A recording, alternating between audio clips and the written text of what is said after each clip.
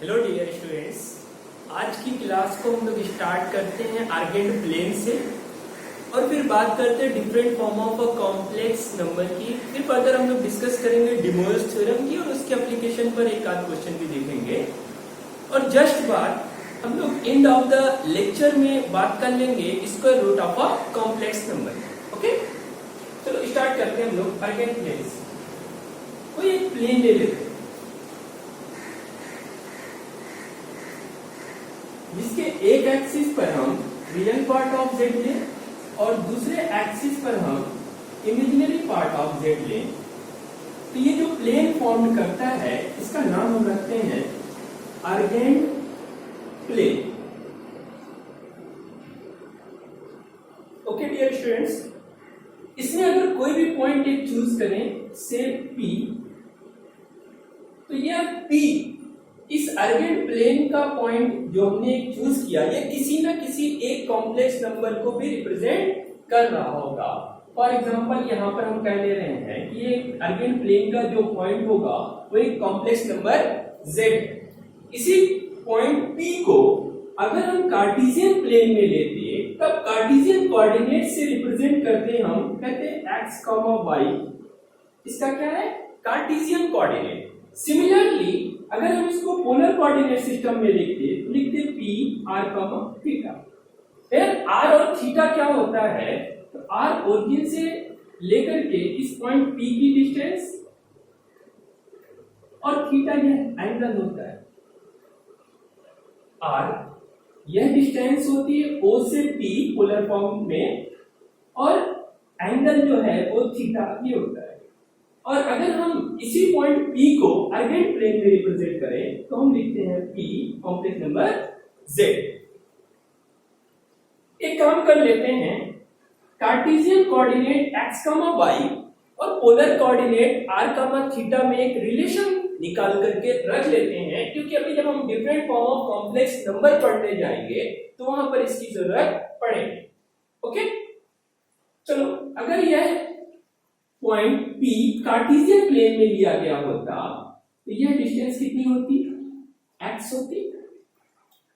Perpendicular distance कितनी होती हमारी? y होती।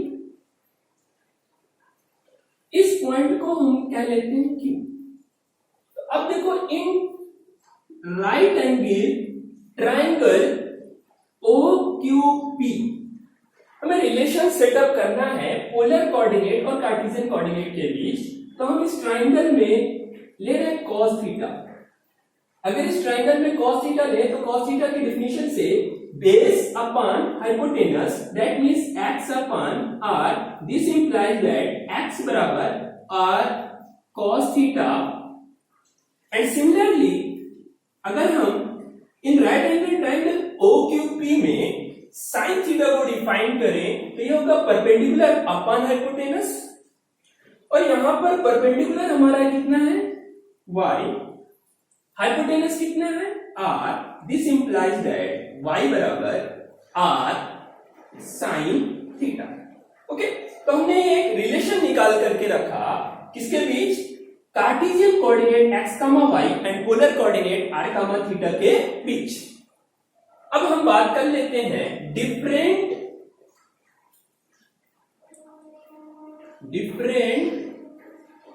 form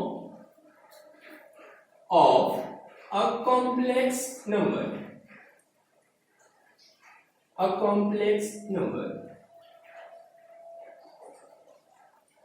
सबसे पहला फॉर्म जो होता है वो होता है कार्टेशियन फॉर्म। डेफिनेशन को केयरफुली सुनना और नोट डाउन भी करना कभी। Cartesian form of a complex number क्या होता है? In an Argand plane if a complex number z is expressed in the term of Cartesian coordinate x, y, then it is called Cartesian form of a complex number z, that is z is equal to x plus iota y, where real part of z is equal to x and imaginary part of z is equal to 1. Okay. Second one, polar form. Polar form of a complex number क्या होता है? तो हम define करते हैं, if in an Argand plane a complex number z is expressed in the term of polar coordinate r comma theta, then that form of complex number is called polar form of a complex number. That means z is equal to, यहां पर हमने Cartesian coordinate को choose करा x, y. अब इसके place पर क्या होना चाहिए? x is equal to r cos theta and y is equal to r sin theta. So हम इसको लिख सकते हैं r cos theta plus iota r sin theta. अगर हम r को कॉमन ले तो मिलेगा cos theta plus iota sin theta. Third one and last form हम पढ़ेंगे, Euler form of a complex number. If a complex number z is expressed with the help of Euler formula, then that complex number z is called Euler form of a complex number. That means Euler formula क्या होता है? e पे power iota theta is equal to cos theta plus iota sin theta. This is known as Euler formula. इसको आप याद रखेंगे. अगर यह बात है कि e पे power iota theta is equal to cos theta plus iota sin theta, then we can write it as z is equal to r into e पे power iota theta. These are three form of a complex number. One is known as Cartesian form of a complex number, and second is known as a polar form, bipolar form, because of it is expressed with the help of r and theta, which is known as polar coordinate. And this is known as Euler form of a complex number. अब इस पर एक example कर लेते हैं हम लोग.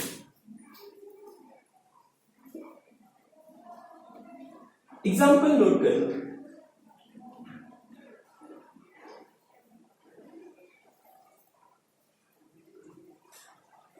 Write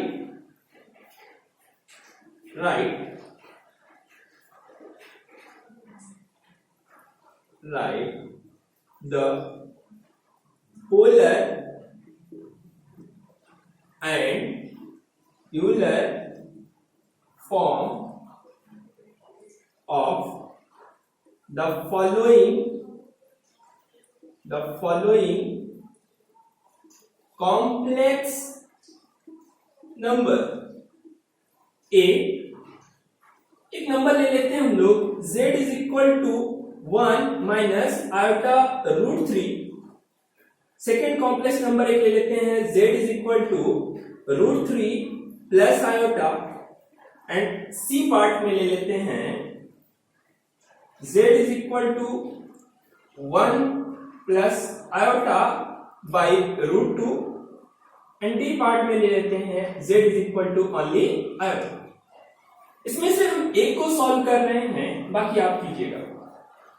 तो सॉल्यूशन ए का देख रहे हैं. Here z is equal to what? क्या है? 1 minus iota root 3. अगर हमें इसको पोलर फॉर्म में कन्वर्ट करना है तो सबसे पहले हमें r पता होना चाहिए और क्या पता होना चाहिए? थीटा. और यहां पर r क्या है? O से लेकर के P के बीच की distance, that is modulus of z. और मॉडुलस ऑफ z को हम लोग लिख सकते हैं 1 minus iota root 3.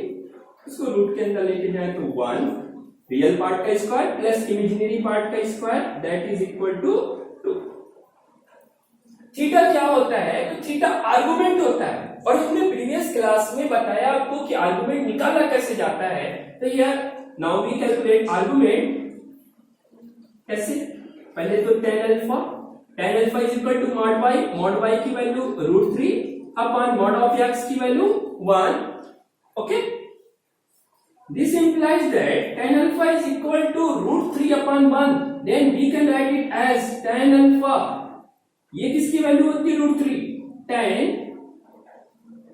60 degree. That means pi/3. So we can say alpha is equal to pi/3. But what will be the argument? ये किस बात पर डिपेंड करेगा? यह कॉम्प्लेक्स नंबर किस क्वाड्रेंट में लाई करेगा? तो देखो, रियल पार्ट इसका क्या है? +1. रियल एक्सिस पर हम +1 आए. इमेजिनरी पार्ट कितना है? -√3. दैट मींस नीचे जाएंगे, यानी ये किस क्वाड्रेंट का होगा? फोर्थ क्वाड्रेंट का. और फोर्थ क्वाड्रेंट में आर्गुमेंट जो होता है वो किसके बराबर होता है? -α. So we can write argument is equal to -π/3. Okay, I hope इतनी बात समझ में आई होगी. यहां पर थीटा क्या है? Argument of a complex number. अब अगर हम इसका पोलर फॉर्म लिखें, पोलर फॉर्म में क्या होगा? z is equal to r cos theta plus iota sin theta. चलो वैल्यूज पुट करते हैं. z is equal to r की वैल्यू क्या होगी? तो हमने निकाला 2 cos minus of pi/3. As we know from the trigonometry, cos minus of theta is equal to cos theta, so we can write it as cos pi/3 minus iota sin pi/3. यहां पर हमने minus क्यों लिखा? Because of sine minus theta is equal to minus of sine theta. Okay, ये हमने लिख लिया. कौन सा फॉर्म लिखा? Polar form. अगर हम इस कॉम्प्लेक्स नंबर को यूलर फॉर्म में कन्वर्ट करना चाहते हैं तो हम क्या जानते हैं? z is equal to r into e पे power iota theta. So r की भी वैल्यू हमको पता है और थीटा की भी वैल्यू पता है, तो हम लिख सकते हैं z is equal to r की value 2 e to the power, argument कितना है? -π/3, तो इसको लिखेंगे माइनस आयोटा π/3. यही हमारा क्या बन जाएगा? ओके, तो एक चीज देखो, किसी भी फॉर्म में कन्वर्ट करना है तो हमें सबसे पहले जो सबसे इंपॉर्टेंट इंफॉर्मेशन चाहिए वो क्या? कि modulus of a complex number and argument of a complex number निकालना आना होना चाहिए, जिसको हमने प्रीवियस लेक्चर में डिफाइन किया है, आप देखिएगा वहां. ओके, नाउ अब डिस्कस कर लेते हैं हम लोग डी मॉर्स थ्योरम की. ये 3 क्वेश्चन जरूर आप कीजिएगा. ओके,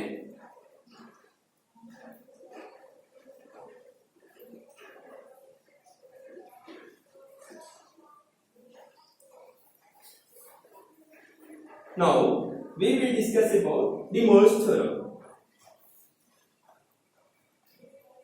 यहां पर हमने एक फॉर्मूला इंट्रोड्यूस किया जो हमारे लिए नया होता है, यूलर फॉर्मूला. तो उसको याद रखिएगा. बात करते हैं D मोइव्रे's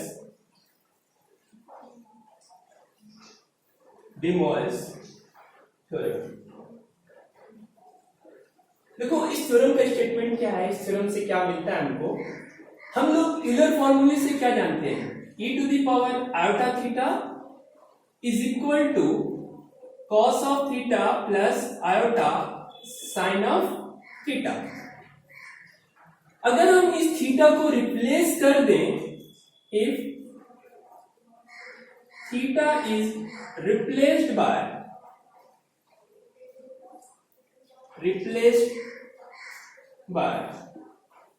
n theta, then we can write हम लोग क्या लिख सकते हैं? e पे power iota n theta is equal to, यहां पर भी थीटा के प्लेस पर क्या होगा? cos of n theta plus iota sine of n theta. Okay, अब आप एक काम करते हैं. नाउ अगर हम लिखें e पे पावर आयोटा थीटा का होल पावर n, तो हम इसको लिख सकते हैं e पे power iota into n theta. क्यों? क्योंकि a पे पावर m पे power n is equal to a to the power m into power iota theta बराबर हम क्या लिख सकते हैं, cos theta plus iota sin theta Euler फॉर्मूले से। तो we can write it as cos theta plus iota sin theta का whole power n is equal to cos of n theta plus iota sin of n theta. I hope ये बात आपको समझ में आई हो। This is known as De Moivre's theorem. This is known as De Moivre's theorem. Where ये जो n है स्मॉल n ये मे बी इंटीजर होगा, मे बी फ्रैक्शन, तो n may be any integer और may be a fraction p by q where p is any integer and q is a positive integer. Q is a positive integer. Okay, देखो De Moivre's theorem का ये एक example अभी हम लेकर के समझेंगे, बट अभी एक काम कर लेते हैं। हमने शुरुआत कहां से करी, यूलर फॉर्मूले से। यूलर फॉर्मूले में हमने क्या देखा, e पे पावर आयोटा थीटा इक्वल होता है cos theta plus iota sin theta का। हमने कहा थीटा को रिप्लेस करते हैं हम किससे, n थीटा से। देन वी कैन राइट, क्या लिख सकते हैं, e पे power iota n theta is equal to cos of n theta plus iota sin theta. फिर हमने क्या किया, e पे पावर आयोटा थीटा का होल पावर n, और इसी को हम लोग क्या लिख सकते हैं, a to the power m पे power n is equal to a पे पावर mn। इस बात का इस्तेमाल किया हमने और फिर हमें ये थ्योरम मिली।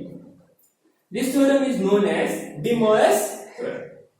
इस पर एक क्वेश्चन कर लेते हैं, जो हमने different form of a complex number पढ़ा उसका भी इस्तेमाल हो जाए और De Moivre's थ्योरम का भी एक ऐसा एग्जांपल है। ओके, इसको नोट भी करिएगा।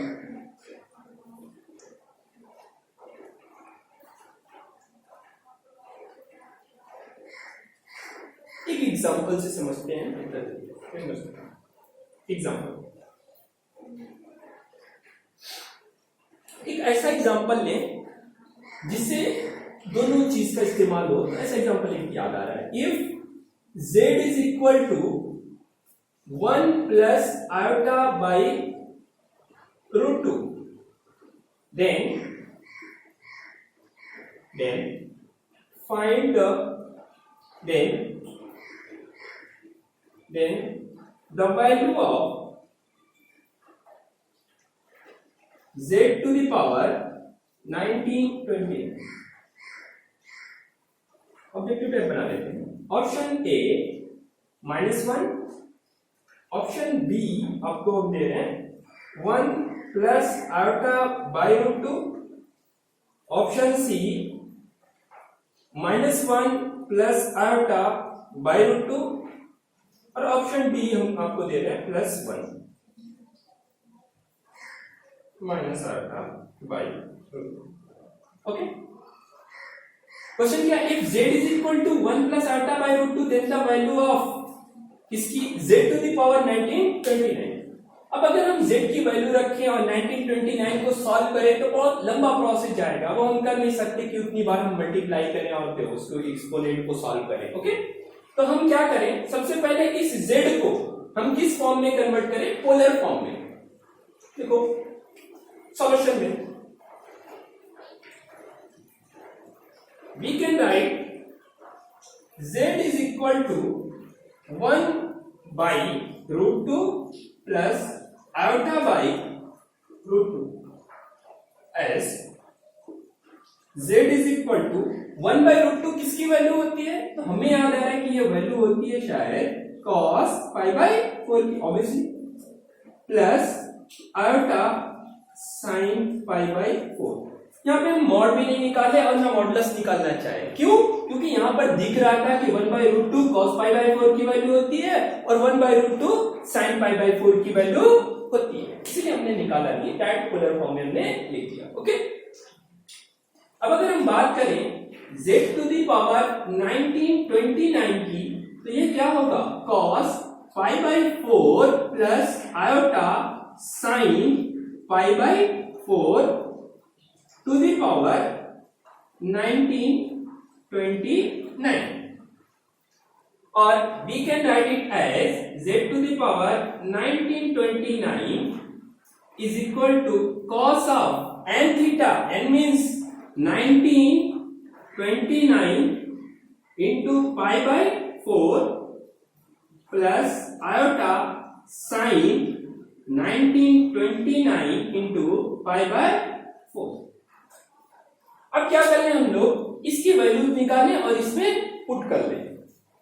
चलो उसको ऊपर कर लेते हैं, यहां पर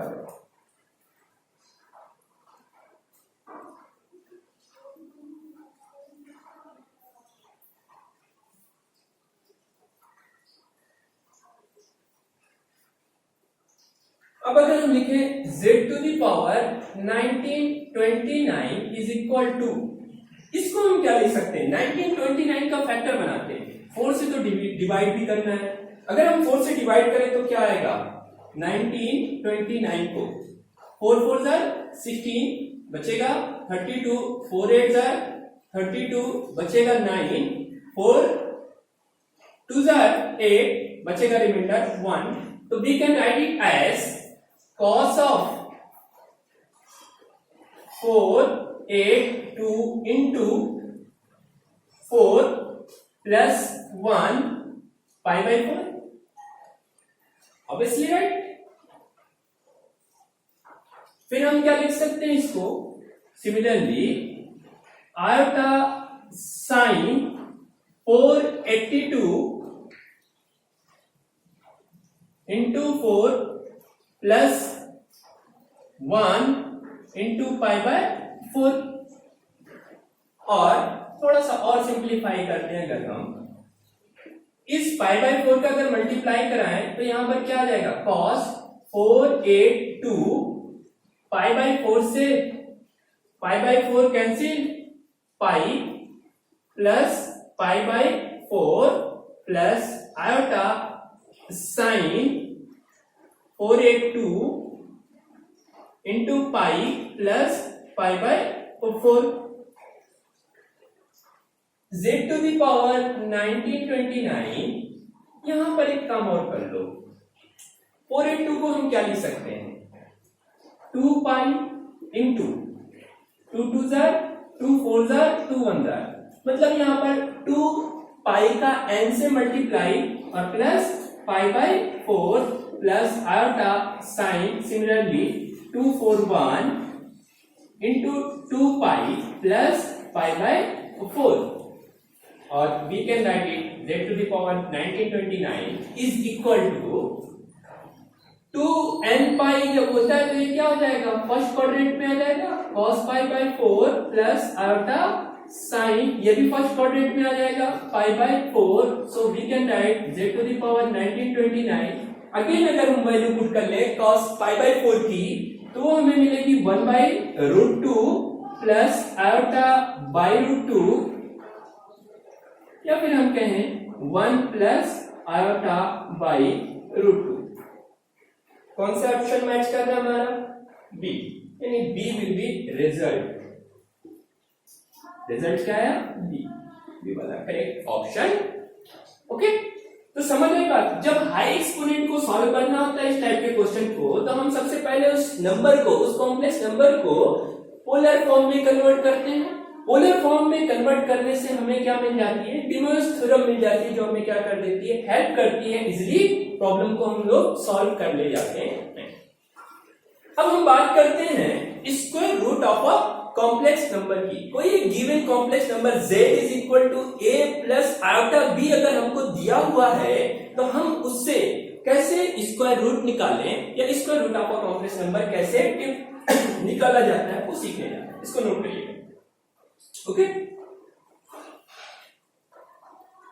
चलो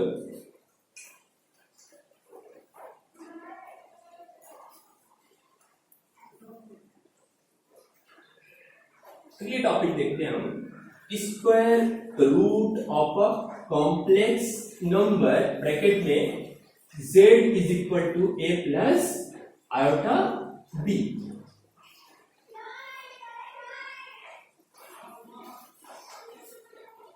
square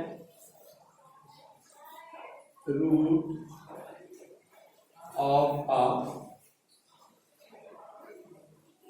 complex number z is equal to a plus iota b।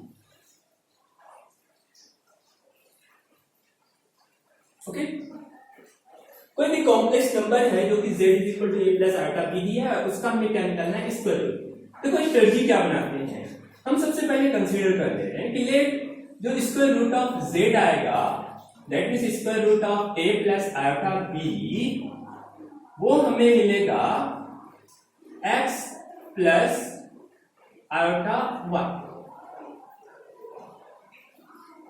अगर हम एक ही साथ प्लस और माइनस वाली दोनों कैलकुलेशन को लेकर के चले, that means first time z is equal to a plus iota b और second time z is equal to a minus iota b, तो यहां पर भी हम प्लस माइनस लिख सकते हैं। पहली बार में प्लस तो यहां पर भी प्लस, और दूसरी बार में माइनस तो यहां पर भी क्या होगा, माइनस होगा।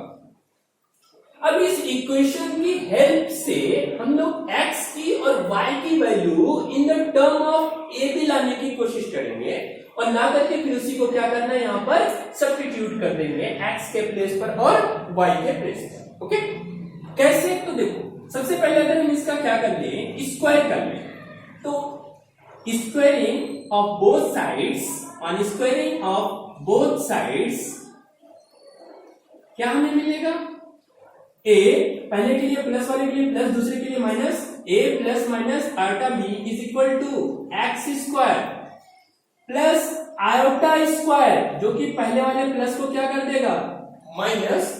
सेकेंड टाइम अगर हम माइनस की बात करें तो ये आयोटा स्क्वायर इसको क्या बना देगा, plus y square plus 2ab। तो यहां पर प्लस माइनस, क्योंकि प्लस वाले के लिए प्लस 2ab और माइनस वाले के लिए minus 2ab, so we can write it as 2 times of iota x y. अब क्या कर ले, हम दोनों साइड में रियल पार्ट का रियल पार्ट से और इमेजिनरी पार्ट का इमेजिनरी पार्ट से कंपैरिजन कर ले। तो ऑन कंपेयरिंग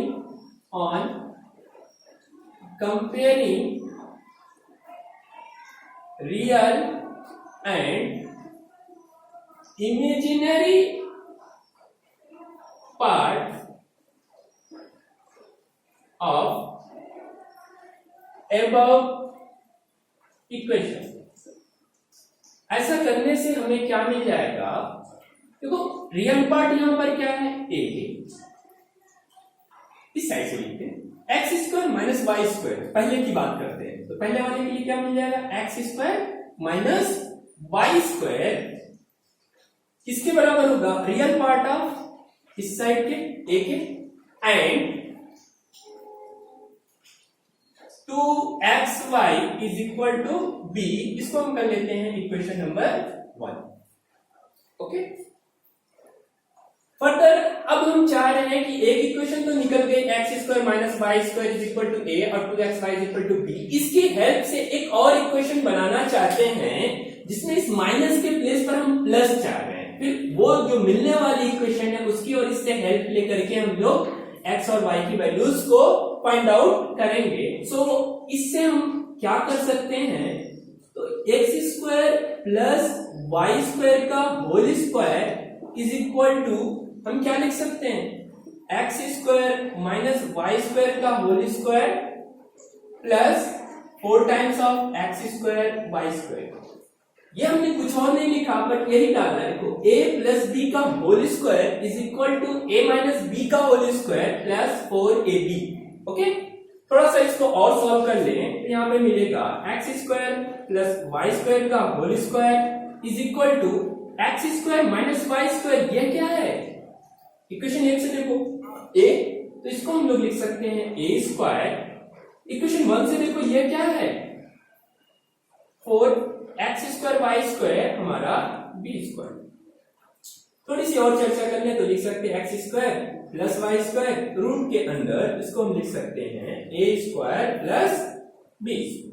ओके, एक इक्वेशन तो हमें यहां मिली, दूसरी ये मिली।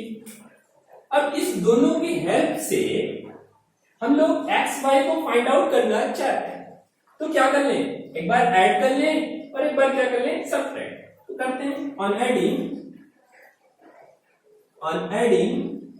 इक्वेशन 1 एंड 2 क्या मिल जाएगा, 2 times of x square is equal to under root a square plus b square plus a. और ये क्या है, मॉड ऑफ जेड तो नहीं है, देखो तो मॉड ऑफ जेड निकाले, अगर मॉडुलस निकाले तो क्या मिलेगा, under root a square plus b square. ये क्या है, रियल पार्ट ऑफ जेड है ना, अपन क्या, बट ये तो एक्स स्क्वायर की वैल्यू आने वाली है, तो इसको हम लोग क्या लिख सकते हैं, x is equal to plus minus root के अंदर। Okay, x is equal to plus minus root के अंदर। क्यों रूट लगाया, क्योंकि स्क्वायर रूट यहां पर एक्स स्क्वायर की वैल्यू आती है, तुमने क्या किया इसका। अच्छा, अभी तो x की वैल्यू आई, अब हमें क्या निकालना, y को। तो ऑन सब्ट्रैक्टिंग, किसको सब्ट्रैक्ट करें, फर्स्ट को, कहां से, फ्रॉम इक्वेशन सेकेंड।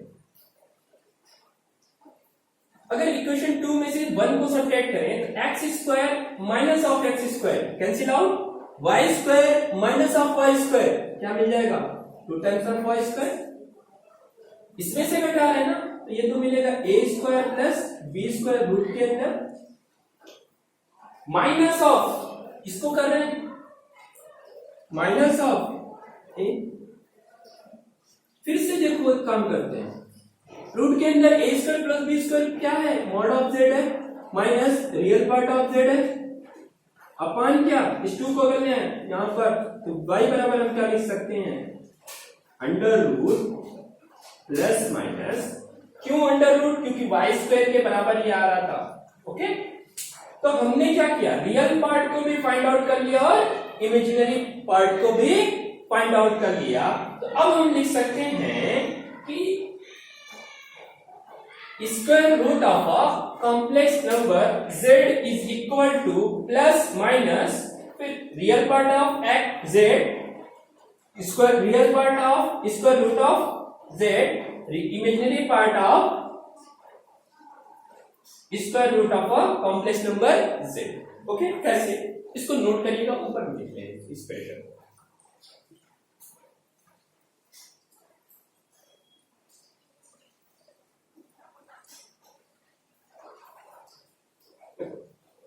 क्या लिख सकते हैं, under root z is equal to plus minus, यहां पर क्या, x की वैल्यू क्या है हमारी, mod of z plus real part of z upon 2 root के अंदर आएगी, plus minus iota, imaginary part क्या है हमारा, mod of z minus real part of z by 2।